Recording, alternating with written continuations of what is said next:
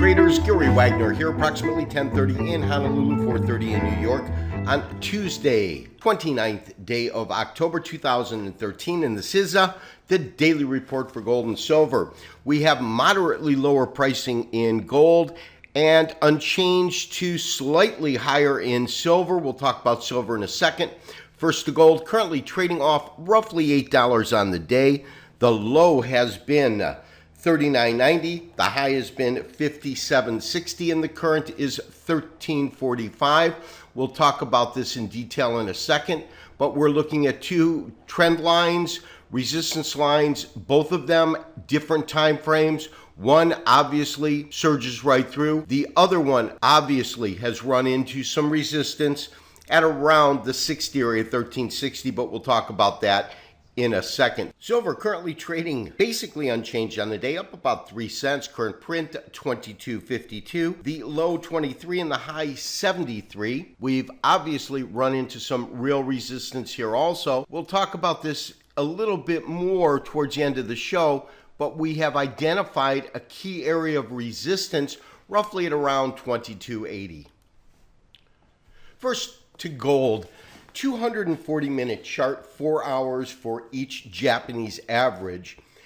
And really what we're looking at here was our real first indication that we had a true and utter breakout, even though the low happened quite below where we deemed the breakout coming in, which is around 1300. And as we talked about, it's simply based on an upper level resistance line that is drawn from the series of lower highs or tops in the market, and the intersection where it broke through is right here. Now, if you recall from yesterday's show, we talked about the fact that we were sending out a trade alert to raise stops, but we talked about an alternative strategy to exit the trade. And I want to spend a couple of moments on what predicated that. I had a lot of emails that came in from subscribers last night that got out 58, 57, 56. That's really what we were looking for. And let me show you what I mean, but we'll have to pull up a daily chart. You know, this isn't our first rodeo. In other words, this isn't the first time we've seen the market when we calculate a longer term resistance line. Again, this is our daily chart. This is starting from 1800, right around that area. And again, it's drawn by looking at a series of lower highs that come in. We talked about the fact that when we looked at this bottom in here, this is the 1181, of course. This is the secondary bottom. And we'll talk about where it lined up in terms of a fib retracement. That's what this line is. But we saw that it was unable on the last major rally to really take out this particular high. And that's when we had a sense that this market was going to head lower. We had a couple of indications at the bottom, but quite honestly, we were looking at this breakout. This breakout on this chart would be off of these particular highs in the market, and the breakout occurred here. But when we saw that it was running up against resistance yesterday at around 60, and we saw it over the last couple of days where it effectively could not take that area out. And I believe my exact quote in terms of market forecast yesterday was, sometimes the best strategy is to take the money and run rather than trailing the stops. That was the alternative strategy. The primary rationale for that was right here. It was the fact that we were at this intersection, but when we looked at this intersection, it seemed as though the market was finding some real resistance and couldn't quite make it through there.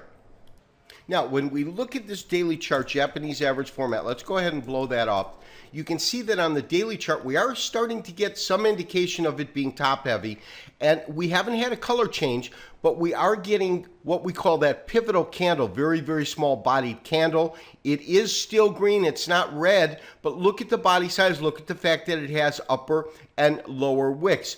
That is obviously telling you that the potential is there, but watch what happens when we shift to a much shorter term chart. And this is a 360-minute chart.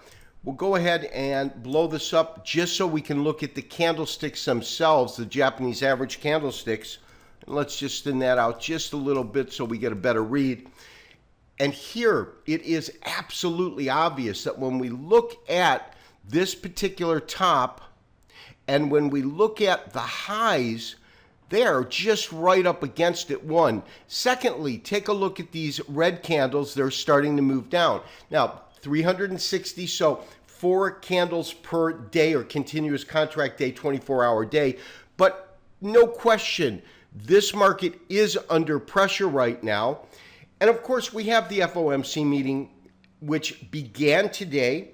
They will conclude tomorrow, and they will put out some sort of a statement. There won't be any actual speech by Bernanke or testimony by Bernanke, I should say, but they will put out a statement, and people will wait to see what is said, but the expectation is tapering isn't going to begin, and that's pretty much been factored into the market. So a deviation from what the current belief is would have an effect. I think that if the market reacts in a way or the news comes out that is pretty much in the way we had anticipated, I wouldn't expect a lot from the market. We might get a continuation of downside pressure. But again, when we look at these shorter term charts, there is no doubt we absolutely have weakness coming into the market. And as I said, what we're looking at here is simply a candlestick chart that has been compressed. Let's go ahead and kind of pull that back in if we can so that you get a better indication of what we're looking at. And once again, it is trading and tracking right within to the top of this particular resistance line.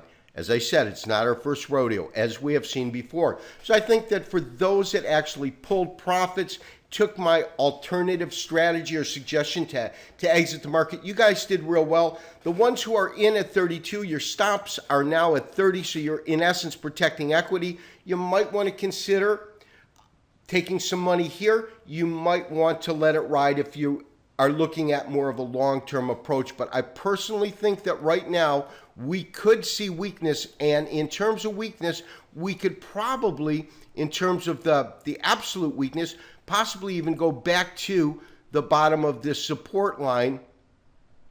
We'll see how it unfolds. Now, as far as silver goes, if you recall from yesterday, my strategy with gold was take the money and run. Let's exit the trade or at least raise the stops. With silver, I made a different suggestion. And the suggestion that I made was to maintain the current position and to maintain the stops. And let me take a second to explain my rationale behind that. My sense is right now that we had a lot of pressure in silver when we didn't have it in gold. Gold was running up and you could see silver running sideways to down. We've also identified a pretty key level of support at about 22.24. Markets trading roughly 30 cents off of that. You can see these series of lows here. Resistance, well, we have a top that's about 22.80. And that happens to be the range that we have seen over these last couple of trading days. My sense is that we might have effectively formed some sort of a bottom and will begin to trade higher. Now, why am I looking at the difference between gold and silver when they traditionally run in tandem? The reason is the industrial component of silver and the fact that the equities markets is running.